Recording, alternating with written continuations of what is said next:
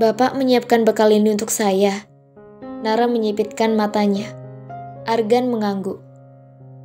Kayak anak kecil, Pak. Bawa bekal segala. Saya malu sama teman-teman. Nara tak enak hati menolak. Tapi dia juga malu membawa bekal itu ke kampus. Seakan dia seperti murid TK atau SD saja. Ya nggak apa-apa. Kadang saya juga bawa bekal ke kampus. Kalau kamu nggak mau ya sudah. Saya nggak akan memaksa. Argan bicara setenang mungkin. Baiklah, saya akan membawanya. Tukas Nara akhirnya. Ia tak tega juga jika tak menghargai apa yang sudah Argan lakukan untuknya. Pak, bolehkah saya tahu apa yang menyebabkan Ibu Saha meninggal? Argan terhenyak.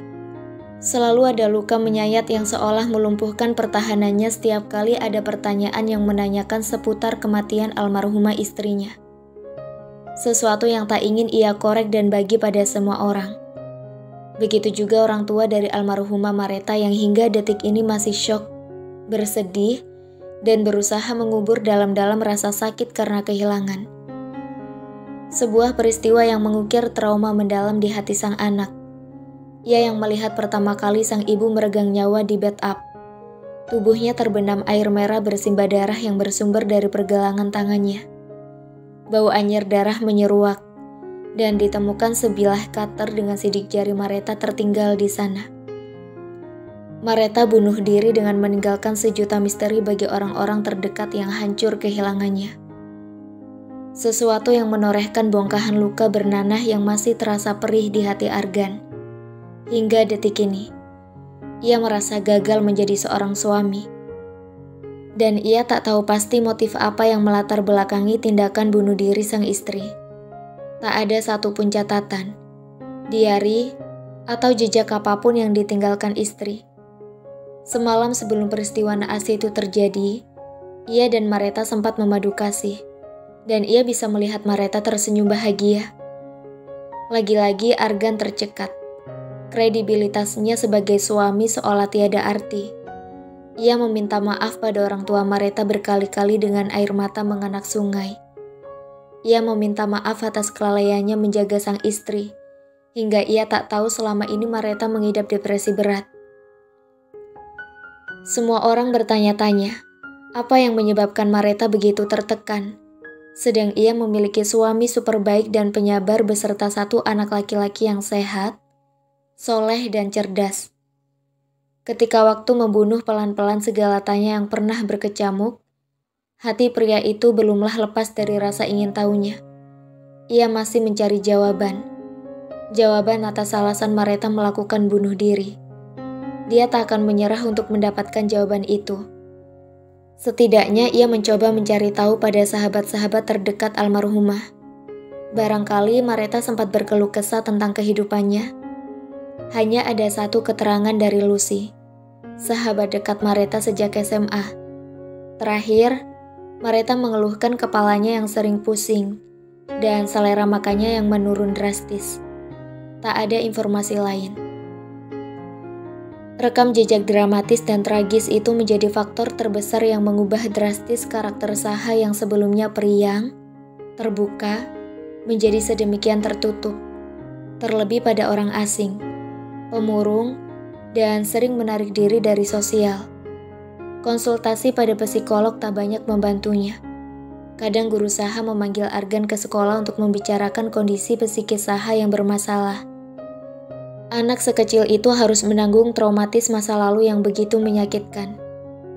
Kini ia terpaku di depan seorang gadis yang telah menggantikan peran Mareta sebagai istri. Setidaknya itu yang tersurat di buku nikah. Karena realita yang ada, dua orang itu tetaplah asing satu sama lain. Melihat Argan yang hanya membisu tanpa sepatah kata terlontar dari bibirnya, Nara cukup tahu diri untuk tidak menanyakannya lagi. Ada luka dan kesedihan yang menyesakkan yang tergambar jelas dari wajah dan kedua matanya. Sorot mata laki-laki itu berkaca. "Saya berangkat dulu," ucap Nara seraya beranjak dan mengambil tas bekal di hadapannya. "Ya, saya juga mau berangkat." Argan beranjak. Mereka melangkah keluar beriringan. Argan mengunci pintu dan memberikan satu kunci duplikat pada Nara. Yakin ingin berangkat sendiri? Tidak ingin saya antar? Tanya Argan memastikan. Nara mengangguk. Yakin, Pak? Baiklah, silakan kamu berangkat dulu. Argan menunggu sampai Nara mengendarai motornya. Nara mendekat ke arah motor yang terparkir di halaman. Saya berangkat dulu, Pak. Assalamualaikum. Waalaikumsalam. Motor itu melaju meninggalkan Argan yang masih termenung. Waktu seakan begitu cepat berjalan. Masih jelas dalam bayangannya. Senyum Mareta yang selalu merekah kala mengantarnya berangkat ke kampus. Kini ia beristrikan seseorang yang tak ubahnya seperti seorang anak baginya. Dia yang harus menyiapkan segala sesuatu untuk Nara. Betapapun bengalnya sang gadis, di depannya gadis itu tetaplah polos dan kadang kekanakan. Ia sudah berjanji pada ayah dan ibu mertuanya untuk menjaga dan membimbing gadis itu dengan baik. Nara membuka catatan-catatan ekonomi makro yang belum selesai ia tulis. Ia melirik Tasya, teman dekatnya. Tas, ntar aku pinjam catatanmu ya. Aku fotokopi aja deh, males nyatet. Tasya mengangguk. Beres, nah. Tasya melirik tas bekal Nara yang ia letakkan di meja gazebo. Tumben kamu bawa bekal, nah. Unyu-unyu pula gambar Mickey Mouse. Tasya menyeringai dan tertawa lepas. Si bapak yang nyiapin. Udah persis kayak anaknya aku, Tas. Tasya tertawa sekali lagi. Perhatian banget ya si bapak. Dia ngajar di fakultas mana ya? Fakultas Pertanian, Tas. Aku perhatiin si bapak mukanya masih terlihat muda. Badannya juga tegap, tinggi, masih oke banget lah. Gak tua-tua amat. 32 masih terhitung muda untuk ukuran dosen. Tasya mengelus dagunya dan membayangkan sosok Argan yang ia lihat dari fotonya. Ya, dia memang masih oke fisiknya. Tapi aku gak cinta. Seleraku bukan seseorang yang lebih tua. Selisih kami 13 tahun. Nara menerawang pada sesuatu di depannya. Tapi entah bermuara kemana. Umur gak jadi soal. Yang penting diranjang dia hebat. Tasya mengedipkan matanya dan memelankan suaranya. Ih, kamu mah pikirannya kesana mulu. Nara menggeleng. Gimana malam pertamanya, nah? Kamu kok gak honeymoon? Biasanya pengantin baru pergi bulan madu. Ini kalian lempeng aja. Emang sengaja gak bulan madu. Kami udah sepakat.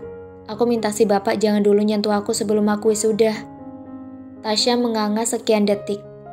Sumpah loh. Ya ampun, kasihan banget Pak Argan. Tega bener kamu, nak. Biarin aja. Aku juga masih 19. Aku gak mau hamil dulu sebelum lulus. Kan bisa pakai pengaman, nak. Sayang banget orang seganteng dan segagah Pak Argan dianggurin. Nara tak ambil pusing perkataan sahabatnya. Baginya, pernikahannya dan Argan hanya sebatas pada apa yang tertulis di atas kertas. Toh dia sudah sepakat dengan Argan untuk tak menganggap pernikahan ini seperti sungguhan.